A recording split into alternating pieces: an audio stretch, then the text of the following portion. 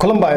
बेयो बड'लेण्ड इंखं टेलिभिजन दिनै 3 अक्ट'बर 2022 समबारखालि सानसेनि बरादखौ नोंथांमोननि खाथियाव लाबोदों आं सदानन्द दैमारिया।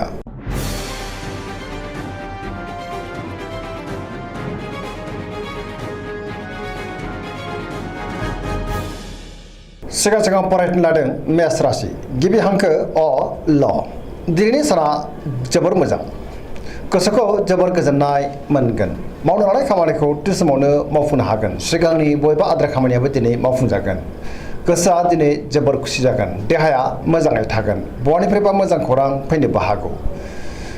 रांखावरियाव दिनै जोबोर मोजां बेफार फालांगियावबो जोबोर मोजां आयाबो बांगोन सोरबा लोगोजों बाख्नायजानो हागौ न'खराव दिनै बिसि फिसायनि गेजेराव अननानै फैगोन बिदा फंबायजों मोजां सोमोन्दो थागोन गुबुननि गोसोखौ दिनै गोरलैयैनो बोनोबो हागोन गोसोनि बोलोआबो बांगोन सेंग्रा सिख्लाफ्रा जोबोर रमान्टिक जागोन आरो गावबा गावनि गोसोनि साननायखौ फोरमायलायनोबो हागोन समाजाव गोबां मान मोननो हागोन पजिटिभ एनार्जिनि गोहोमबो गोग्लैगोन फरायसाफ्रा दिनै फरायनायाव गोसो दुंखांगोन आरो मोजां फिथाइ मोननोबो हागोन। वृष राशि गिबि हांखो इ अ ब दिनैनि साना जोबोर मोजां गोसोनि बोलोआ बांगोन गावनि गोसोनि साननायखौ दिनै गुबुननो फोरमायनोबो हागोन मावनो लानाय खामानिखौ थि समावनो आरो गोरलैयैनो मावफुंनोबो हागोन समाजाव मान मोनगोन रांखावरियाव दिनै जोबोर मोजां गोबां धोन आरजिनोबो हागोन आरो आयाबो बांगोन बेफार फालांगियावबो दिनै जोबोर मोजां मुलाम्फा मोननो हागोन बहाबा थाङोब्ला दिनै जोबोर मोजां आरो मोजाङैनो हान्थिनोबो हागोन देहाया मोजाङै थागोन अब्लाबो नाथाय जानाय लोंनायाव सांग्रां जानांगोन जायखि खामानि मावा मानो मोनफ्रोमबो खामानिखौनो दिनै मोजाङैनो मावफुंलांनो हागोन गोसोनि साननायफ्रा जाफुंनो हागौ पजिटिभ एनार्जिनि गोहोमबो गोग्लैगोन।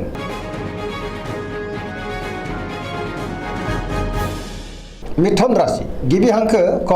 स दिनैनि साना जोबोर मोजां गोसोखौ दिनै जोबोर गोजोननाय मोनगोन पजिटिभ एनार्जिनि गोहोमबो गोग्लैनो हागौ गोबां बिथिङावनो जाफुंसारगोन गियाननि आंखाल जानाय नङा गोसोआ दिनै जोबोर खुसि जागोन पजिटिभ साननो रोंगोन आरो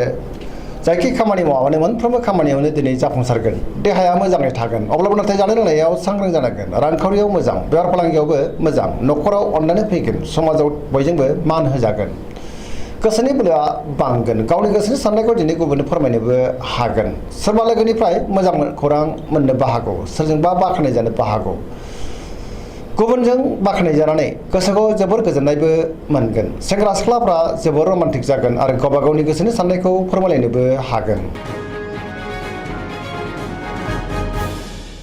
कर्कट राशि गिबि हांखो ड ह दिनैनि साना जोबोर मोजां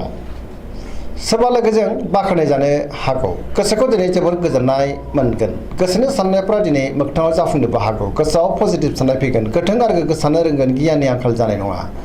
रांखावरियाव जोबोर मोजां बेफार फालांगियावबो जोबोर मोजां गुबुनजों बाख्नायजानानै गोसोआ दिनै जोबोर गोजोनगोन न'खराव अननानै फैगोन बिदा फंबायनिफ्राय थोजासे हेफाजाबबो मोननो हागौ देहाया दिनै मोजाङैनो थागोन अब्लाबो नाथाय जानाय लोंनायाव सांग्रां जानांगोन न'खराव जोबोर मोजां थासारि फैनो हागौ गुबुनजों मोजां सोमोन्दो लाखिनोबो रोंगोन सेंग्रा सिख्लाफ्रा दिनै मोजां खौरां मोननोबो हागौ।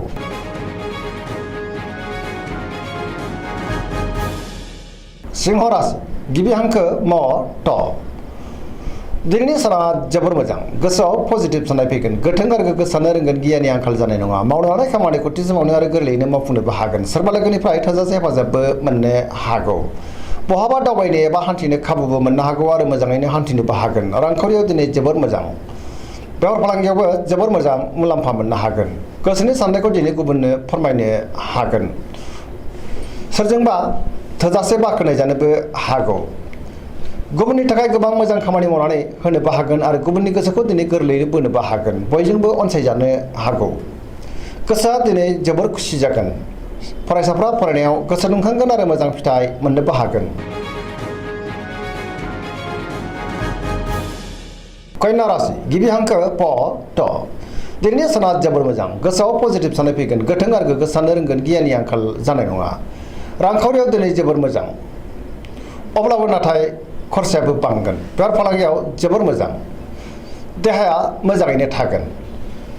न'खराव अनलायनाय फैगोन गोबां खामानियाव दिनै मुखुबबो थागोन सोरजोंबा बाख्नाय जानो हागौ पजिटिभ एनार्जिनि गोहोमबो गोग्लैगोन आरो पजिटिभ साननोबो रोंगोन लाइमोनफोरा जोबोर रमान्टिक जागोन आरो गावबा गावनि गोसोनि साननायखौ फोरमायलायनोबो हागोन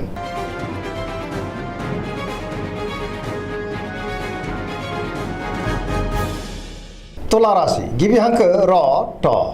दिनैनि साना जोबोर मोजां गोसोखौ जोबोर गोजोननाय मोनगोन गोसोनि बोलोआ बांगोन गावनि गोसोनि साननायखौ दिनै गुबुननो फोरमायनोबो हागोन मावनो लानाय खामानिखौ थि समावनो आरो गोरलैयैनो मावफुंनो हागोन देहाया मोजाङै थागोन अब्लाबो नाथाय जानाय लोंनायाव सांग्रां जानाया गाहाम रांखावरियाव दिनै जोबोर मोजां अब्लाबो नाथाय खरसायाबो बांगोन बेफार फालांगियावबो जोबोर मोजां होनजायो न'खराव अनलायनाय फैगोन सोरजोंबा बाख्नाय जानानै गोसोखौ दिनै जोबोर गोजोननाय मोनगोन बहाबा दावबायनो एबा हान्थिनो खाबुबो मोननो हागौ सोरबा लोगोनिफ्राय थोजासे हेफाजाबखौ मोननो हागोन सेंग्रा सिख्लाफ्रा जोबोर रमान्टिक जागोन आरो गावबा गावनि गोसोनि साननायखौ फोरमायलायनोबो हागोन पजिटिभ एनार्जिनि गोहोमबो गोग्लैगोन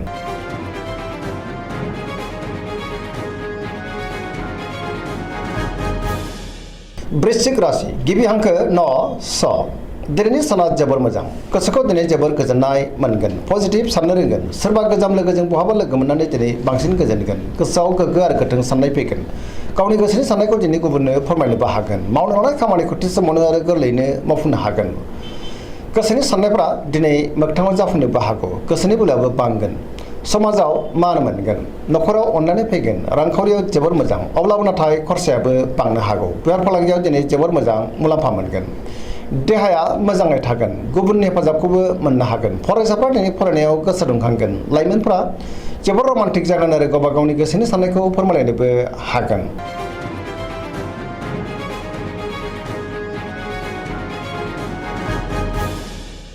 धनु राशि गिबि हांखो ध फ भ दिनैनि साना जोबोर मोजां गोसोखौ दिनै जोबोर गोजोननाय मोनगोन मावनो लानाय खामानिखौ थि समावनो आरो गोरलैयैनो मावफुंनो हागोन सोरनिफ्रायबा मोजां खौरां फैनोबो हागौ गोसोनि साननायफ्रा जाफुंगोन रांखावरियाव दिनै जोबोर मोजां बेफार फालांगियावबो जोबोर मोजां आयाबो बांनो हागौ समाजाव दिनै बयजोंबो मान होजागोन बहाबा थांनो एबा हान्थिनो खाबु मोननोबो हागौ आरो मोजाङैनो हान्थिनोबो हागोन देहाया दिनै मोजाङै थागोन न'खरावबो अननानै फैगोन बिदा फंबायनिफ्राय थोजासे हेफाजाबखौ मोननो हागोन लाइमोनफोरनि गोसोआ दिनै जोबोर खुसि जागोन आरो गावबा गावनि गोसोनि साननायखौ फोरमायलायनोबो हागोन पजिटिभ साननो रोंगोन आरो पजिटिभ एनार्जिनि गोहोमबो गोग्लैगोन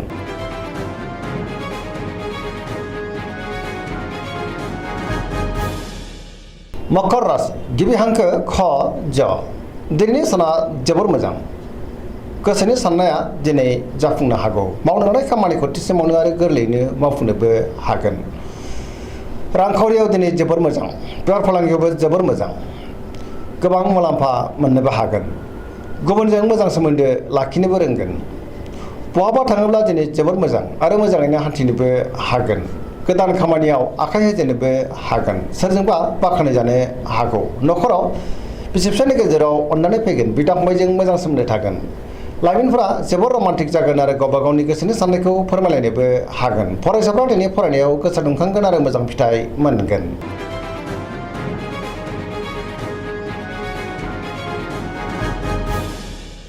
कुम्भ राशि गिबि हांखो ग स दिनैनि साना जोबोर मोजां गोसोखौ दिनै जोबोर गोजोननाय मोनगोन मावनो लानाय खामानिखौ थि समावनो आरो गोरलैयैनो मावफुंनोबो हागोन सोरजोंबा बाख्नाय जानानै गोसोआ दिनै बांसिन गोजोनगोन गोबां मुंदांखा सुबुंजों दिनै लोगो मोनज्लायनोबो हागौ न'खराव अननानै फैगोन रांखावरियाव दिनै जोबोर मोजां बेफार फालांगियावबो जोबोर मोजां मुलाम्फा मोननो हागोन सोरजोंबा बाख्नाय जानोबो हागौ बिमा बिफानि अननाय आरोफोरखौ मोननो हागोन बहाबा थाङोब्ला दिनै जोबोर मोजां पजिटिभ एनार्जिनि गोहोमबो गोग्लैगोन फरायसाफ्रा दिनै फरायनायाव गोसो दुंखांगोन आरो मोजां फिथाइ मोनगोन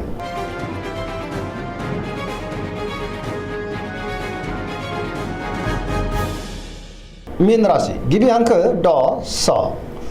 दिनैनि साना जोबोर मोजां गुबुननि थाखाय गोबां मोजां खामानि मावनानै होनोबो हागोन गोसोनि बोलोआ बांगोन गावनि गोसोनि साननायखौ दिनै गुबुननो फोरमायनोबो हागोन पजिटिभ एनार्जिनि गोहोमबो गोग्लैगोन देहाया मोजाङै थागोन अब्लाबो नाथाय जानाय लोंनायाव सांग्रां जानांगोन रांखावरियाव मोजां बेफार फालांगियावबो मोजां न'खराव दिनै